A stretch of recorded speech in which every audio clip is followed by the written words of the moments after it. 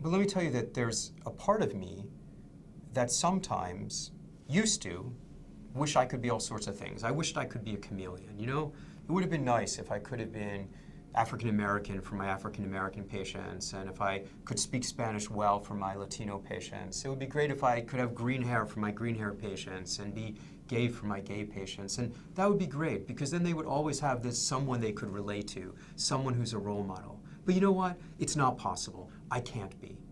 And now I've convinced myself of something.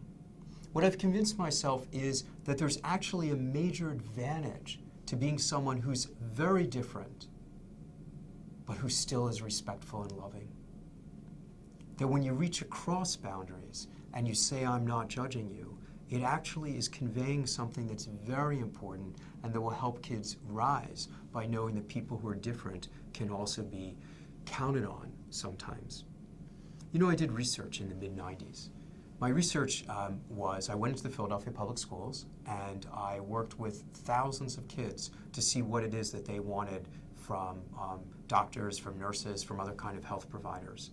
In follow-up, I did the same studies with Asian immigrant kids and with sexual minority kids, gay, lesbian, bisexual, and transgendered kids, to kind of say, what is it you need to feel like the person in front of you is worthy of trust? What is it that you need to feel safe? And you know what came up a lot? What came up a lot was racism, you know? And in the case of gay kids, homophobia. It came up a lot. I don't feel safe if I think this person's going to judge me or look down on me.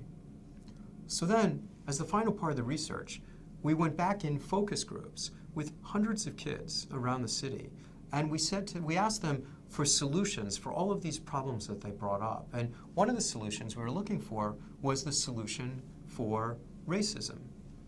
And I'm not a perfect man, and I had an assumption.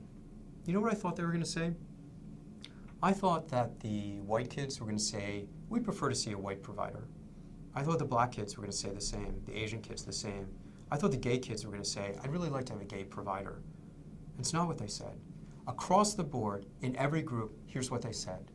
I want to go into a place and I want to see that there's all sorts of different people up front and in back. And by up front, they mean the people who kind of do the registration, kind of the administrative assistants. By in back, they mean the providers, the counselors, the doctors, the nurses, the people in back. I want to go to a place and I want to see that there's all sorts of people up front and in back. And I want to see that they get along. Because when they're getting along, I feel safe. Out of the mouth of babes. What they're calling for is diversity. They're not calling for me to be a rainbow. They're not calling for me to be gay or to be a woman or to be black or to be Asian. They're calling for me to work with other people and to demonstrate that it's safe because we all get along. What does getting along mean? It's got to be about respecting each other. It's got to be about listening to each other. And when we do that, kids feel safe.